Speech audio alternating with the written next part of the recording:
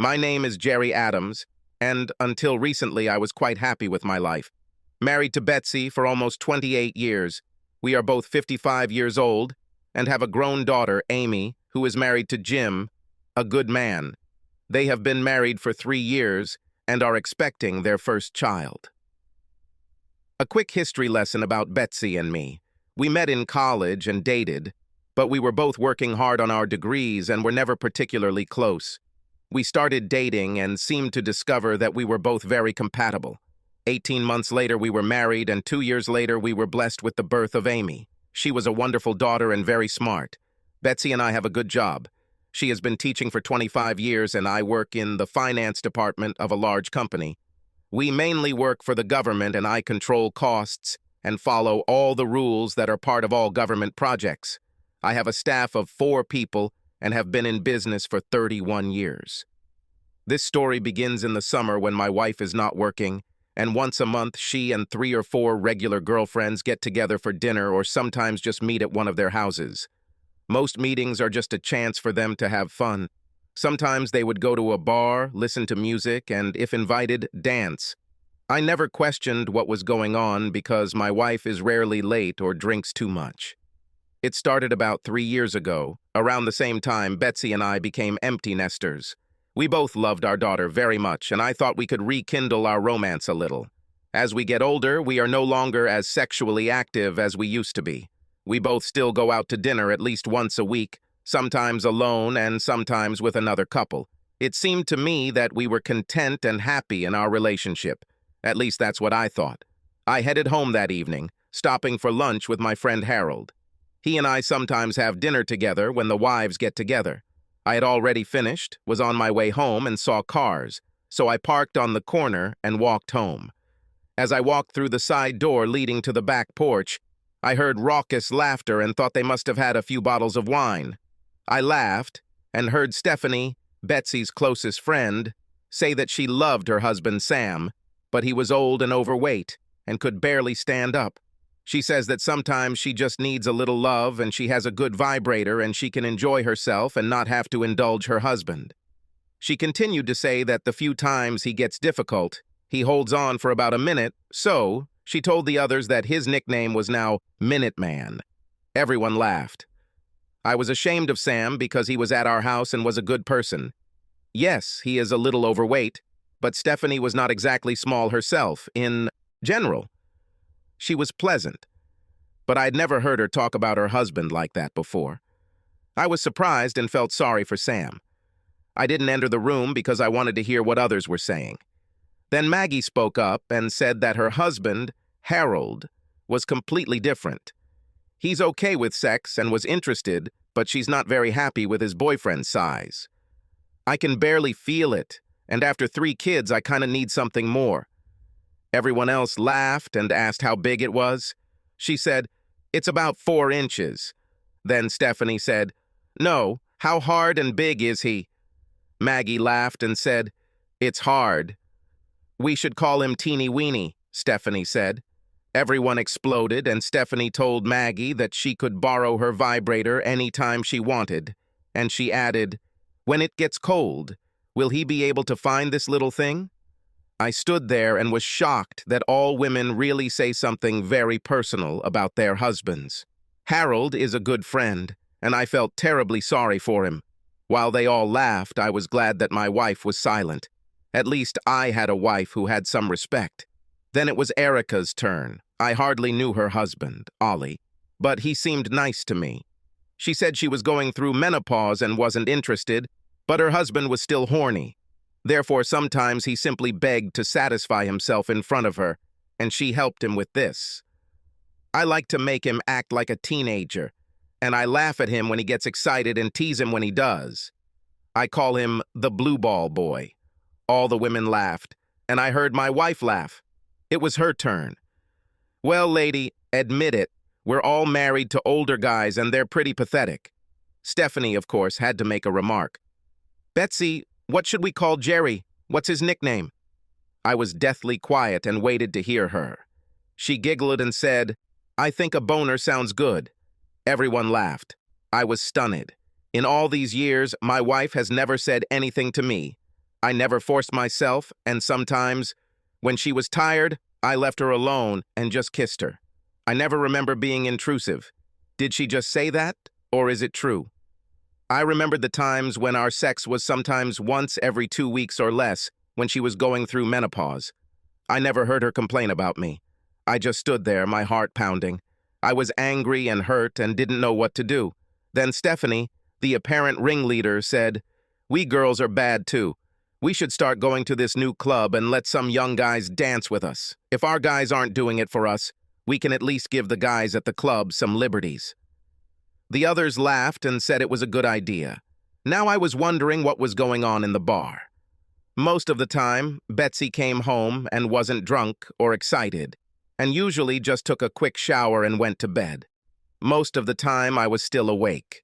One day, I asked how she was doing, whether she was dancing or not, and whether she was a good dancer, and she laughed and said, "I have something better at home." What nonsense. Now I wondered if she was being groped, but I didn't notice anything. As I stood outside the door, they all clinked their glasses and said that, yes, they should come out more often. I just stood there. Everyone continued to laugh and drink. Erica made a toast. For the Minuteman, the little weenie, the boy with the blue balls, and the boy with the boner. Everyone raised a toast. I felt disgusted.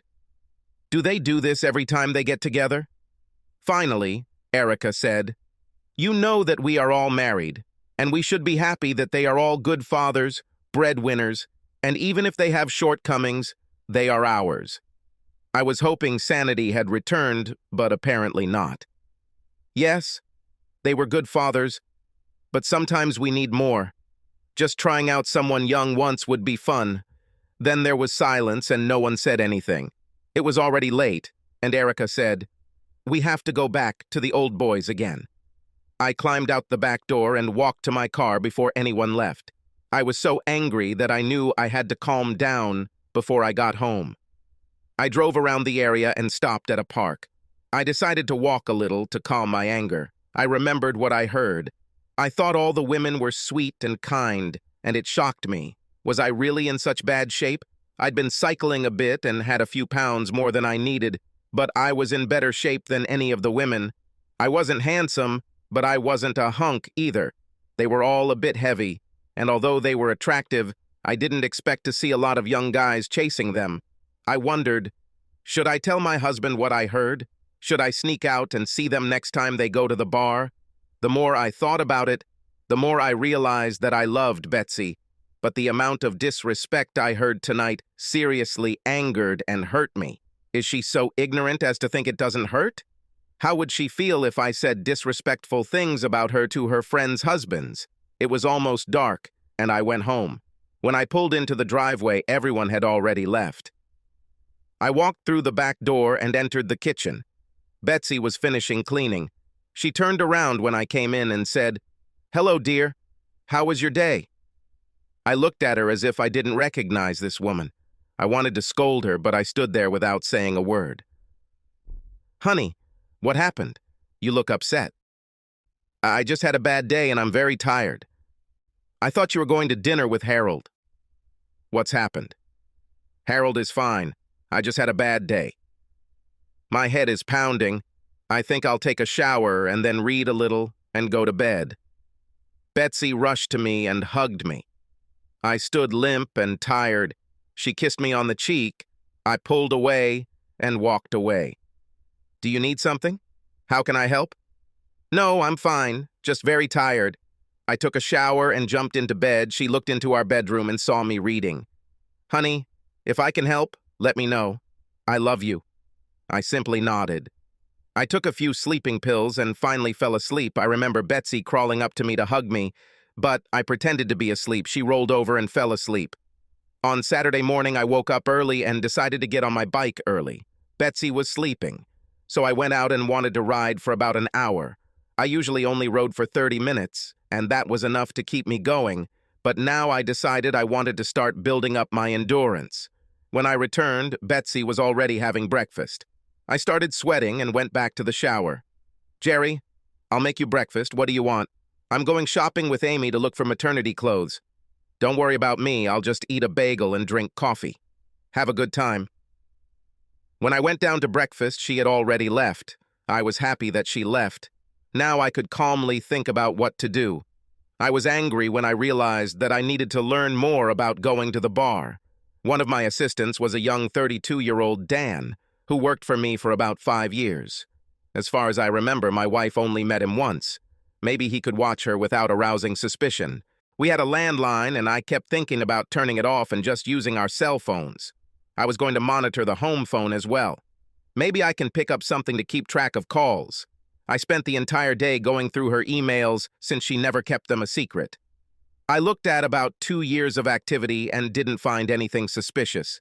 I kept wondering why she didn't delete the old letters. Now I was glad she didn't. At about 5 o'clock, I heard her car drive up to the house. She stormed into the room and said they had a great day finding things for Amy. I was happy because I love our daughter very much, and she and her husband could use our help. Betsy talked a mile a minute, and I just sat there, nodding. Finally, she said that she would eat some leftovers from last night's get-together for dinner. This brought me back to reality, and I became angry again. I tried not to show it, but she noticed that I was silent at dinner. "Honey, can you tell me what's bothering you?" "I'm fine, it's work, and I hope everything will be resolved soon." She kissed me as I collected the dishes and started clearing the table. I realized a long time ago that Betsy is a much better cook, but at least I can clean. She drank some wine and sat at the table while I washed the dishes. "Betsy, are you happy?" "What does happy mean?" "Certainly, what about you?" "Yes, but sometimes you seem distant. Are you having a good time with your girlfriends?" This was her chance to say something like, "Yeah, I like going out with my friends. We have a lot of fun because we're all about the same age and have the same interests. When you go to listen to music, do you dance with other guys?" She suddenly looked up with a laugh. "Sometimes people invite me to dance, and yes, they do. It's innocent, and I never let them get too close. Are you jealous?" "Younger guys, do you ever feel a little nervous?" "Well, Jerry, I think you're jealous. You don't have to worry about it, darling. I'm curious because 4 or 5 attractive women sitting together can attract a lot of men. Do you slow dance with them when they ask?" "Jerry, what's going on? You know that I will never let anyone get too close. Do other girls dance too? If any of them ever do anything you find inappropriate, will you tell me?" Betsy looked at me strangely and said, "Jerry, I don't think any of the ladies will do anything bad. You know them all. They would never do that." I thought and said, "I have an idea. Why don't we have a picnic and invite them and their husbands?" She just shrugged and said, "I think they're all busy." "Okay, I was just asking. When will you girls get together again?" "Jerry, I wanted to talk to you about this. Stephanie has a house on a lake and thought we could all go there next weekend." "Stephanie only meant wives. You're all always too busy." I turned and looked at her. "When were you going to tell me?" "I wanted to mention this last night, but you weren't feeling well. When will you leave?" "We were going to leave on Friday morning and return on Monday evening, just on the 4th of July. We usually have a party on the 4th. Are you going to miss the party?" "No, I'll be back in time for the fireworks." "You'll miss everything else. Amy and Jim usually come to visit us." Betsy looked at me and realized that I was disappointed. "Jerry, I will definitely make amends when I get home. Sometimes us girls just need a break." "I understand." Then I left, went to my office and started to think that she rarely leaves, and now, after hearing all the comments from the girls about how they need something extra, I started having bad doubts. I wondered what was really going on. Later, Betsy entered the office. "Jerry, you're not angry with me, are you?" "No. I just want you to tell me everything. By the way, who's coming?" "Stephanie, Maggie, Erica, and Teresa. She works with Stephanie and is her good friend." I didn't know Teresa, but I wanted to know more about her. "Teresa is the same age. And is she married?" "I think she's about our age, but she's divorced." "That was great. My wife wants to run away for a few days to have fun with some women, and I have no idea what's going on. It's strange that you suddenly wanted to spend more time with your friends. I was hoping that we could spend some time together since I also have a day off on Monday." "That's very nice, dear. but this is the only time we can all get together. I promise that you and I can do some more before the end of the summer. As the week went by, I could tell my wife was excited about the upcoming trip. I was angry. I was going to try again and see her reaction. Honey, how about I join you on Friday evening and leave on Monday morning? You will still have some time away from your husbands, but we can also spend some time together. Jerry, for God's sake, what's wrong with you? We just need some girls-only time. Okay, you have time, but you won't like it if I want to go golfing with the guys for the weekend. That's because it's too expensive, and I don't like being alone. Please, honey, try to understand that you are acting like a child. Well, this was my last attempt. Maybe she's right. Girls need time alone. I had never worried about Betsy before, but the conversation I heard made me even more worried. I was going to try to find out more. I took her phone while she was in the shower and tried to open it. She protected him. She had never locked her phone before. I had to come up with a plan. She and I had almost identical phones. So I took her phone to work and left mine. Dan was our IT expert, and I asked him if he could help me get to her phone. He worked on it for a while, and I gave him all the possible password combinations. Finally, he found the right combination, and it was open. I looked through her messages, trying to find something I could use. I found a wealth of information. Dan tried to link her messages to my home email. I told him I really appreciated it, and he was happy to help. It appears that Stephanie was the ringleader of this group. First, they would go to her cabin, and they planned to visit some guests, and Teresa was the event planner. The more I read, the angrier I became. My dear wife was very excited. Only Maggie thought it was a bad idea, writing, "If the husbands find out, they will be furious." Stephanie just shut her down and said it would be fun, and if no one found out, no harm would come of it. My dear wife agreed. Erica said she was so excited she couldn't wait. I checked as many emails as I could. When I returned home, my wife asked if I had accidentally taken her phone. I told her yes. She blushed and said, "Why did you take my damn phone? It's private and you shouldn't look at it. Damn you, Jerry." I looked at her as if she had gone crazy. I realized that it was your phone, and since you recently locked it, I couldn't read it. Obviously, you are doing some personal things that you don't want your husband to see. What the hell is going on, Betsy? Nothing. I just don't like it when you look at my personal things. Betsy, do you have something to hide? Of course not. On Tuesday night, I slept fitfully. I decided to call my daughter and see if she knew anything. My wife and Amy talked almost every day. I called her and asked if her mother had told her about her escape.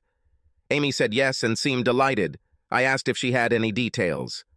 Everything is fine? It's okay. She just seems a little different. Maybe it's because the baby is coming soon that she's very excited. Honey, you're right. We both can't wait. Betsy came home and immediately realized that I was unhappy. Honey, you know that I love you, right? It's a simple escape, and I'll be very glad to see you when I get back on Monday. I smiled and said, I hope so. On Thursday, I got up early and went to work. I decided to check her messages. Stephanie kept telling the girls that it would be so much fun, but she didn't say what they were going to do. Teresa was the only one who arranged everything. I went to talk to Dan again and showed him some of the emails. I was curious if there was any way to access the other emails. Dan looked at the letter and said to me, "Who is Teresa?" "I don't know, someone who works with Stephanie." A wide smile appeared on his face. "She is my sister. She just had a bachelorette party for a friend who is getting married, and she told me that this woman at work wants to have a stripper for some of her friends. Teresa told her she could order one for them, but for what occasion? Her friend just told her it's a bachelorette party for the weekend." Dan must have noticed how pale I was. "Jerry, don't worry. I'll figure it out." Now I knew what was going on, and this explained everything. My wife was going to have a stripper, and now I wanted to know how far it would go. It's one thing to go to a strip club, but it's another thing entirely to go to a private party. I continued to read Betsy's messages and emails. Betsy mentioned that I was starting to get angry. Stephanie wrote, Tell the boner after this weekend that he better be nicer to you because you won't need him if he misbehaves. This made me so angry that I was ready to hit the bitch. I urgently developed a plan. Amy called me after lunch and said she was talking to her mom. She said she just needed to leave. Amy asked her what was so important about this weekend that she would miss her family's 4th of July. Betsy said she just needed to be with the girls and not worry. Amy also told her that she thought I was feeling depressed and maybe she should be around more. Her mother told her that she needed this to happen and she would make it up to me when she returned home. On Thursday, I decided to call all the husbands. First, I called Harold and asked if he had noticed that Maggie was acting strange. He said she seemed worried. He thought she might just be feeling under the weather, but she was excited about the weekend. Dan called me back and spoke with his sister Teresa. She contacted a stripper who was performing at the party. This was the same stripper that Stephanie hired. I called the husbands and asked them to meet me on Friday night, but not to mention this to their wives. Sam and Ollie didn't know me that well and said they just wanted to relax at home alone. Then I told them that they might want to know more about what their wives were going to do. It was very important for their marriage. Finally, everyone agreed. I also told them to sneak peeks into their wives' emails or messages to see what they were doing. They said they couldn't get into cell phones. Friday morning, I woke up at 5:30. Betsy was sleeping, and I went and checked her bags to see what she had packed. I didn't find anything unusual.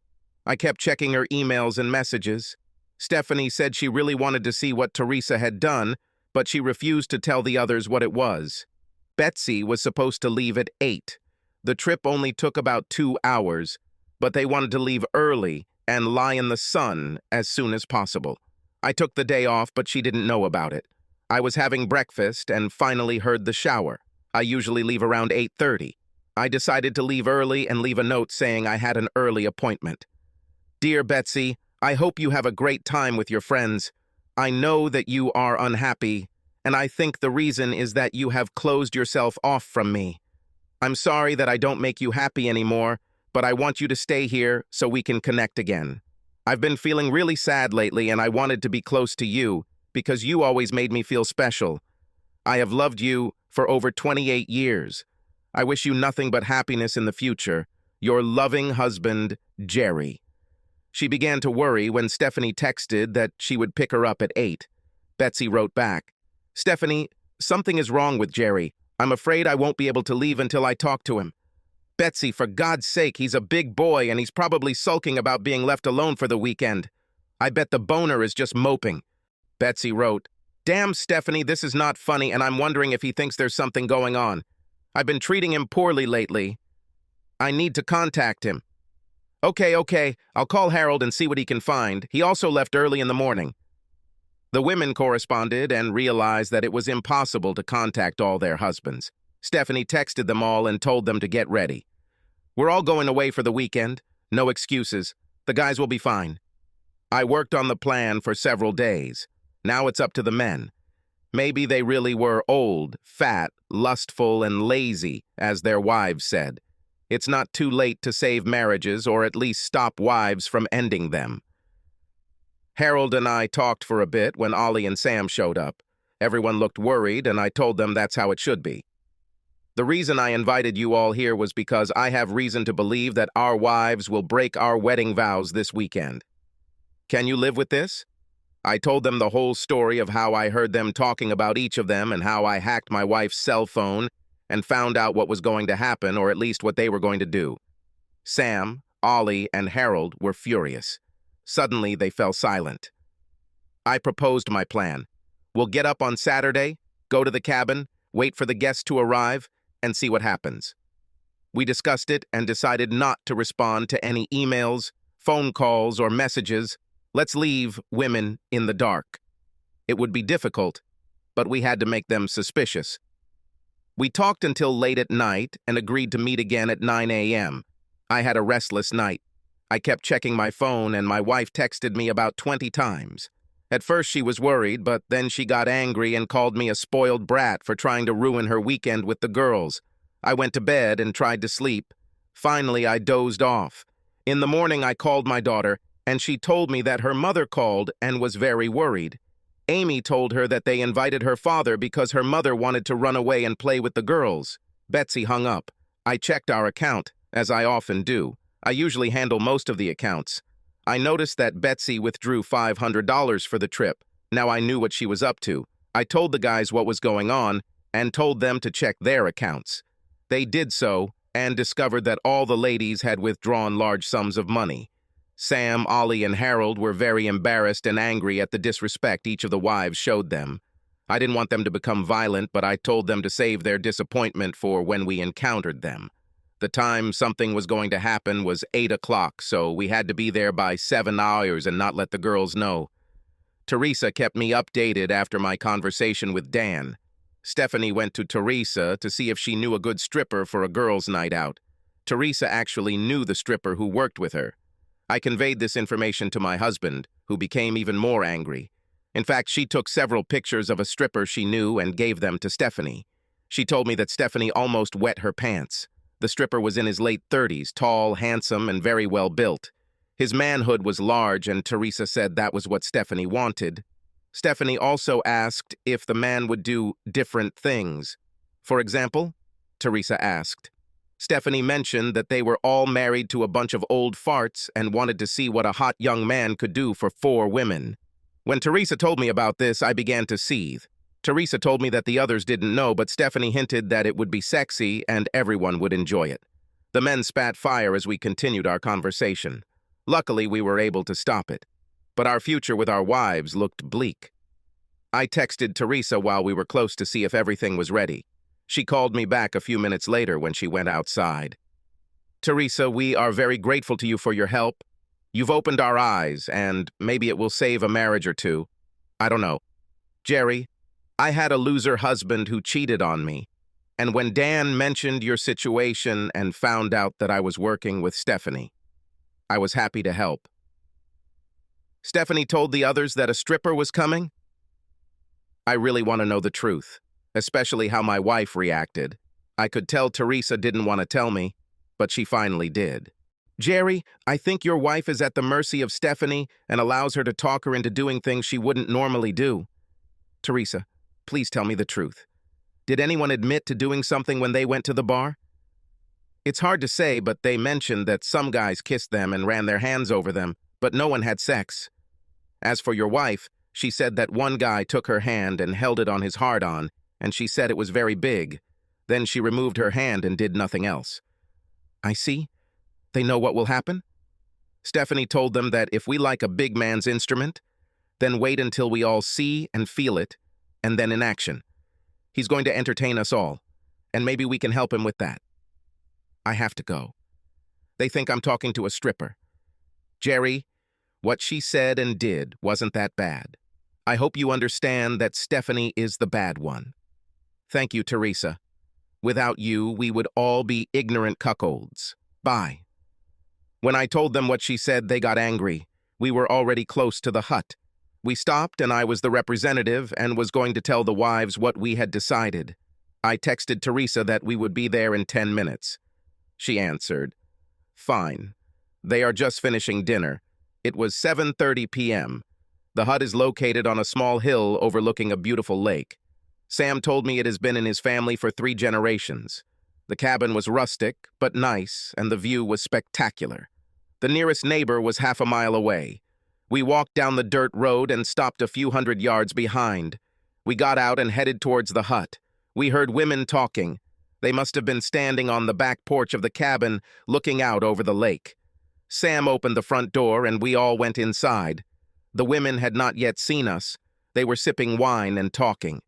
Sam opened the back door and the conversation stopped. All the wives turned pale. "Hi," Sam said and smiled, and they all stood stunned. Finally, Stephanie spoke up. "Sam, what the hell are you doing here?" "It's a girls' weekend. We were planning to go somewhere. Before you go, come into the house. I want you to meet my friends. Ladies, I'd like to introduce you to Blue Ball Boy, Tiny Weenie Boy, Boner Boy, and of course, Minute Man. Is that right, bitch?" he asked, turning to his wife. Stephanie was speechless, which was wonderful.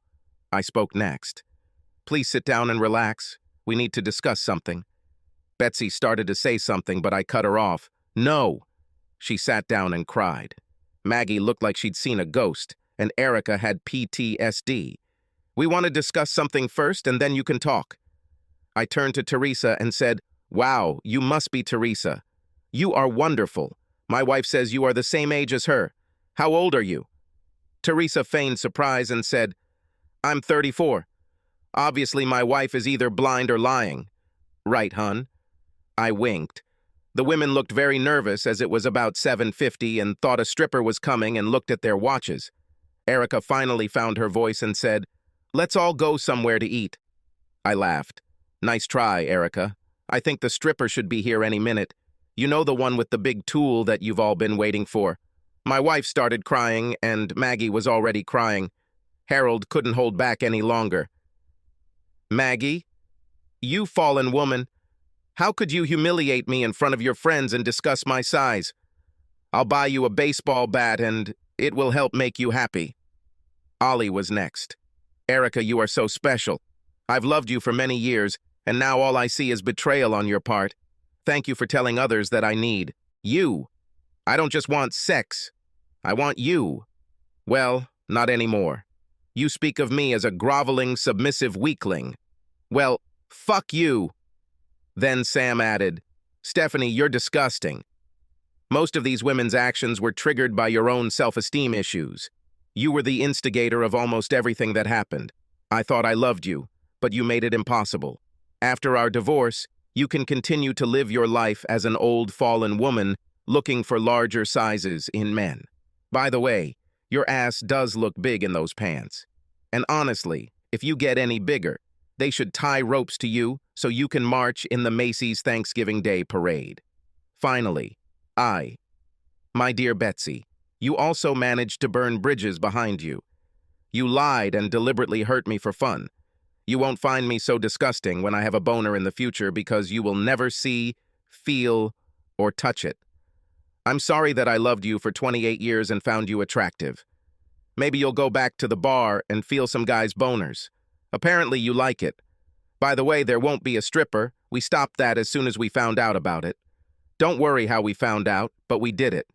Honey, I hope that the $500 you took out of our account you can use to find somewhere else to live, or you can go and look for a stripper. Well, I've had enough. Happy life." The ladies followed us out into the street and tried to explain something, but heard nothing. Before leaving, we let the air out of 2 tires on Stephanie's car.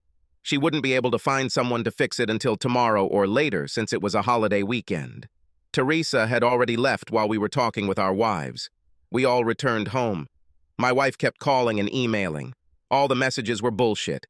She wrote that she was very sorry, that it was all a big joke. In one voice message that I listened to, she said, "Jerry, I'm very sorry, but all the women were joking. We understand that this was offensive. I would never have sex with anyone else.